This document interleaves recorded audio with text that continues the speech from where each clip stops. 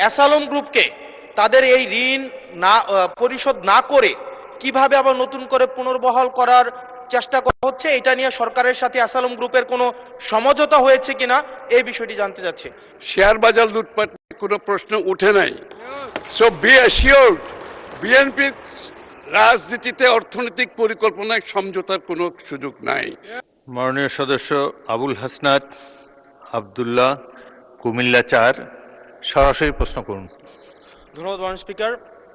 মাননীয় স্পিকার, মাননীয় অর্থমন্ত্রীর কাছে আমার প্রশ্ন হচ্ছে, ইসলামী ব্যাংক বাংলাদেশ লিমিটেড টোটাল 92,115 কোটি টাকা ঋণের ধারক এবং এই 92,115 কোটি টাকার মধ্যে অ্যাসালম গ্রুপ একাই 80,000 কোটি টাকা হচ্ছে ঋণ খেলাপি।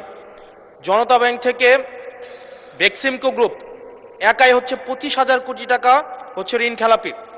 এই ঋণ পুনরুদ্ধারের ক্ষেত্রে মানে অ্যাসালম গ্রুপ এবং বেক্সিমকো গ্রুপের ঋণ পুনরুদ্ধারের ক্ষেত্রে এই অর্থ বছরে আপনাদের বিশেষ কোনো পরিকল্পনা আছে কিনা, আর 2 নম্বর প্রশ্ন আছে কিনা, এবং অ্যাসালম গ্রুপকে তাদের এই ঋণ না পরিশোধ না করে কিভাবে আবার নতুন করে পুনর্বহাল করার চেষ্টা করা হচ্ছে, এটা নিয়ে সরকারের সাথে অ্যাসালম গ্রুপের কোনো সমঝোতা হয়েছে কিনা এই বিষয়টি জানতে চাচ্ছি। ধন্যবাদ।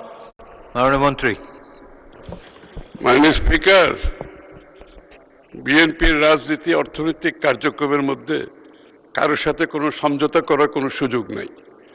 এবং বিগত দিনে আমি আপনাদের একটু পরিষ্কারভাবে বলতে চাই, বিএনপি যতবারই সরকারে এসেছে ফাইন্যান্সিয়াল ডিসিপ্লিন নিয়ে কোনো প্রশ্ন আসে নাই।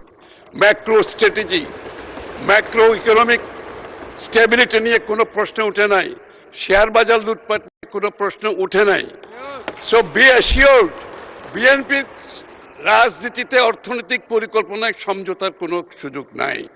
এবং যারাই ব্যাংক থেকে টাকা নিয়েছে, পালিয়ে গিয়েছে, সকলের বিরুদ্ধে মামলা হয়েছে, মামলা পার্সু করা হচ্ছে। এবং এটার জন্য আমরা বাইরে প্রফেশনাল ফার্মগুলোকে অ্যাপয়েন্ট করেছি।